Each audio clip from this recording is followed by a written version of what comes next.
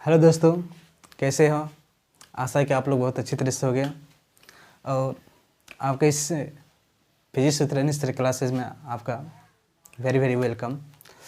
तो जैसा कि आप लोग जान रहे हैं कि क्लास 11th का चल रहे हैं वेक्टर टॉपिक। तो वेक्टर से के बारे में 2-3 वीडियो हो चुका है, उसी का सीरीज़ को आगे हम लेके चल रहे हैं, उसी टॉपिक से हम आगे की ओर बढ़ रहे हैं। तो हमने पिछले क्लास में हम पढ़ चुके हैं वेक्टर को मल्टीप्लाई करने के लिए 2 तरीका होता था, जिसमें हम डॉट प्रोडक्ट के बारे में पढ़ चुके थे। डॉट प्रोडक्ट क्या है, इसका ज्यामितीय अर्थ क्या है, ठीक, और उसके अलावा जो भी फार्मूला था ये सब पढ़ चुके थे। तो वहाँ पर हमने ये देखे थे a dot B equal to mod of a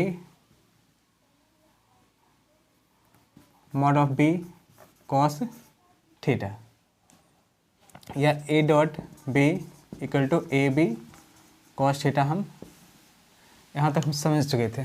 इसके बाद कुछ इसका प्रॉपर्टी भी हम बारे में हम पढ़ चुके थे। जैसे मेनली रूप से हम बात करते थे प्रॉपर्टी के में थे, अगर हम लास्ट पॉइंट हम चले थे एकांक समकोणिक ये समान एकांक बोल सकते, समान एकांक समकोणिक सदिश का गुणनफल था, सदिश का बिंदु गुणनफल, इसके बारे में हम पढ़े थे। एकांक सदिश का जो समकोणिक गुणनफल था, बिंदु गुणनफल था, इसके बारे में पढ़े थे। जैसे कि इसके बारे में आप पहले से कन्फर्म है, ये माने अब x है, ये y है, ये z है। इसका एक यूनिट एकांक यूनिट क्या बोलते हैं, i वेक्टर, y के लिए क्या आपको j और z के लिए k वेक्टर होते हैं। तो इसमें हम ये पढ़ चुके थे कि अगर हम मानते समान सदिश का अगर गुणनफल करते, बिंदु गुणनफल करते हैं, जैसे i डॉट i बराबर हम 1 पढ़ चुके थे। इसी प्रकार j डॉट j बराबर 1 होता है, इसको हो चुका था। k dot k equal to 1 यहाँ तक पढ़ चुके थे। क्यों? क्योंकि इसके बारे में जानते हैं कि ये भी कॉस थीटा है और थीटा का भी अगर ए आई है और आई लेना है तो थीटा की जगह क्या हो जाता है 0 डिग्री। कॉस थीटा मतलब कॉस 0 डिग्री का वैल्यू क्या होता है 1 होता है। इसकी वजह से क्या होता है कि आई डॉट आई बराबर हमेशा 1 होता है। मतलब समान सदिश का अगर बिंदु गुणनफल करते हैं तो 1 आता है। इसको अब पढ़ेंगे अगला पॉइंट। और मानते असमान सदिश का बिंदु गुणनफल पाते हैं। अगर असमान एकांक सदिश का अगर बिंदु गुणनफल निकालना हो तो क्या करेंगे? असमान एकांक सदिश का बिंदु गुणनफल अगर निकालना है तो क्या करेंगे? जैसे मतलब i के साथ j करना है, j के साथ अगर k करना है, k के साथ अगर i करना है, तो इसके लिए क्या हो पाएगा? तो चलते हैं देखते हैं। फिर थोड़ा सा मिट गया, देख लेते हैं। ये x है, इधर y था, इधर z था, ये o हम मानते इसका मूल बिंदु था, और ये i एकांक सदिश था, इसका j इसका क्या था k था। तो अगर हमको निकालना है i और j अगर निकालना है तो चूँकि क्या होता है आपको a डॉट b बराबर mod of a mod of b cos theta. a का वैल्यू अगर हम i ले रहे हैं, b का वैल्यू ले रहे हैं j, ठीक। अगर एक वैल्यू हम i ले रहे हैं और दूसरा अगर ले रहे हैं हम j, तो क्या आता है? तो mod i mod j into cos. अब देखिए थीटा वैल्यू यहाँ क्या होगा, i j, इसके बीच कितना थीटा होगा 90 डिग्री। तो कॉस थीटा के जगह पर हम 90 दे देते हैं।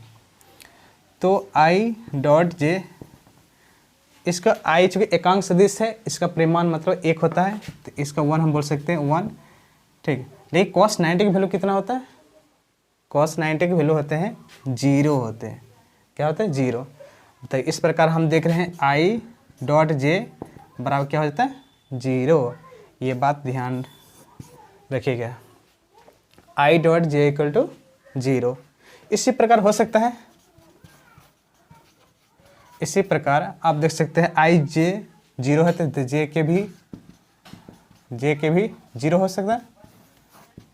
k i अगर इसको हम कर रहे हैं तब भी क्या होगा 0। ठीक, चूँकि अगर सारे वैल्यू के 90 डिग्री है, थीटा वैल्यू क्या होगा 90 डिग्री और cos 90 की वैल्यू 0 होता है। तो इस प्रकार के अलग असमान सदिश है, उसका अगर हम बिंदु गुणनफल कर रहे हैं एकांक सदिश का, तो उसका आता है आपको 0 आता है। तो ये तीनों पॉइंट यहाँ तक ध्यान रखना है।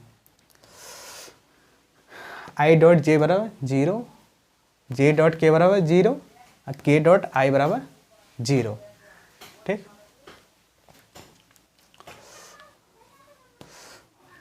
आशा करते आप समझ रहे होंगे। इसके बाद हम नेक्स्ट पॉइंट चलते हैं आगे की ओर।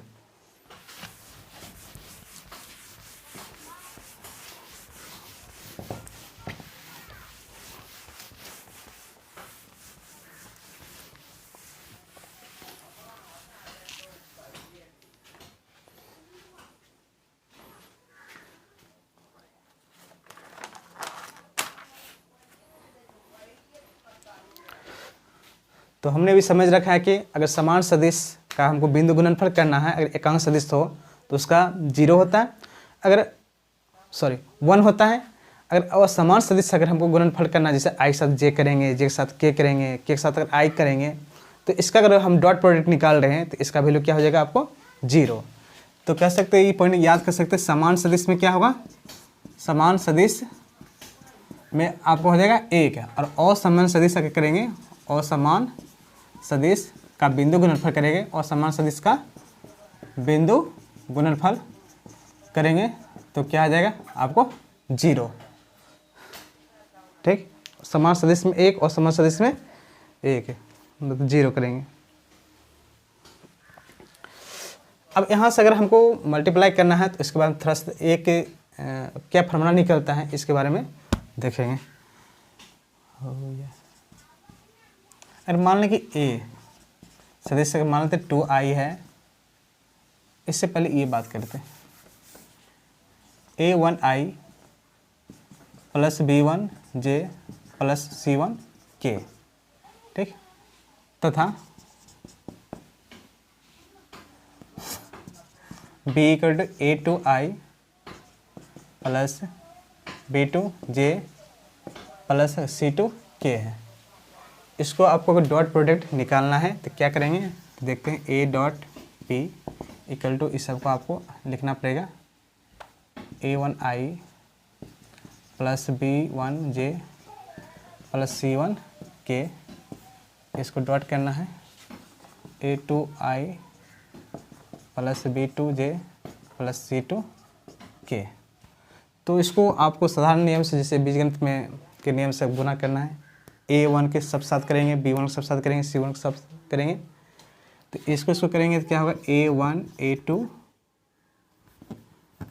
कैसे a1i इंटू a2, इसको एक साथ लिख देते हैं a1 इंटू a2i स्क्वायर लिख सकते हैं।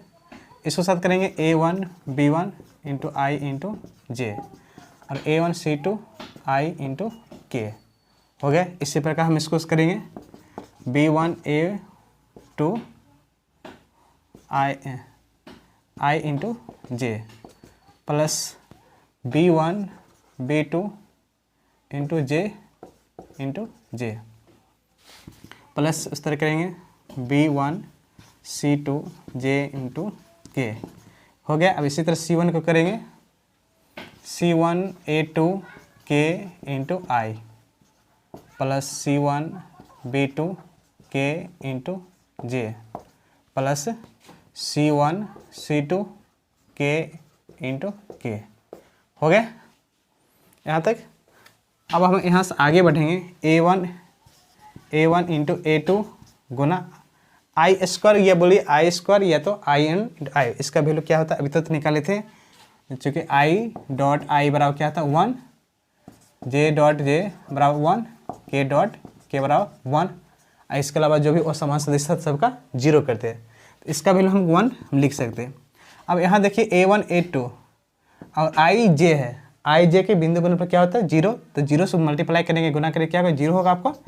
इसी प्रकार यहाँ देखिए कि क्या है आपको आई के है, तो आई के 0 मतलब सब कुछ 0, इधर भी क्या है 0, प्लस यहाँ पर देखिए b1 इंटू B2 गुना जे वैल्यू कितना था 1 प्लस अब देखिए बाकी सबके इधर जे के आ रहा है 0, इसका भी 0 प्लस इसका भी 0 और इसका देखिए C1 C2 गुना 1। तो इस प्रकार सीधा देख रहे हैं A डॉट B बराबर इसको गुना कर रहे हैं तो ये क्या करते हैं A1 A2 आ रहा है A1 A2 plus B1 B2 plus C1 C2।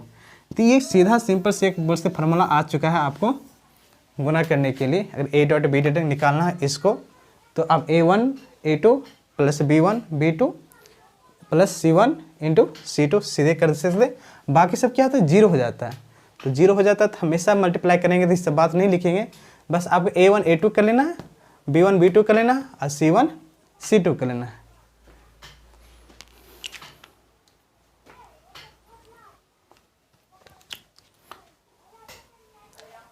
ठीक, इसके बाद आगे हम चल रहे हैं।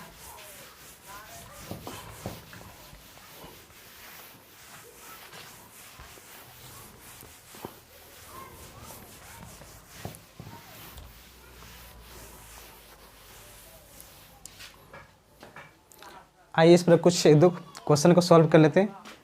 कैसे आता है क्वेश्चन, अगर आपको दिया रहेगा if A1 equal to 3i plus 2j plus 5k, ठीक, एंड बीच कर दिया 5i plus 3j plus 3k, then find A dot B। ठीक, इसके बाद निकालना है। क्वेश्चन अगर इस टाइप दिया रहता है, बहुत सा बुक में मिल जाएगा, तो A डॉट B निकालना है तो इसके लिए क्या है, सीधे आप फार्मूला यूज कर सकते हैं। A dot bar A1 A2 plus B1 B2 plus C1 C2। आप A1 समझ रहे हैं, इसका A1 मानिए, इसका A2 मानिए, तो मतलब 3 गुना 5 प्लस 2 गुना 3 प्लस 5 गुना 3, तो 5 3 15 प्लस 6 प्लस 15।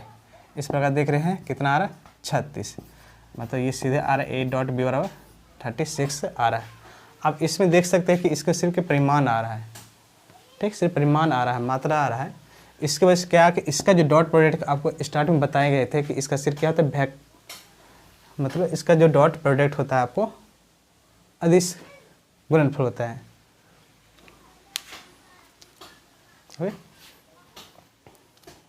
इस टाइप कर सकते हैं। चलिए एक तो क्वेश्चन और हम देख लेते हैं।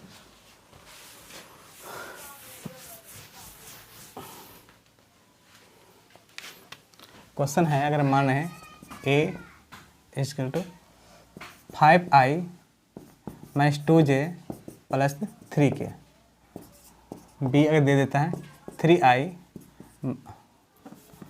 माइनस 5j प्लस 2k, इसको आपको निकालना A1 A डॉट B बराबर, तो सीधे किए 5 गुना 3 5 3 15, 5 गुना 2 माइनस में क्या प्लस हो जाएगा, तो 5 10 प्लस 3 गुना 6, तो A डॉट B बराबर 15 10 25 25 6 31। सीधे इस तरह क्वेश्चन आ गया। आसानी से आप समझ सकते हैं, समझ गए होंगे। A डॉट B इस प्रकार का आप गुना कर सकते हैं, गुणनफल कर सकते हैं। सीधे A1 A2 B1 B2 और C1 C2 को करके आप आसानी से इसको सॉल्व कर सकते हैं। आज तक यहीं, फिर मिलते हैं नेक्स्ट वीडियो, तब तक बाय।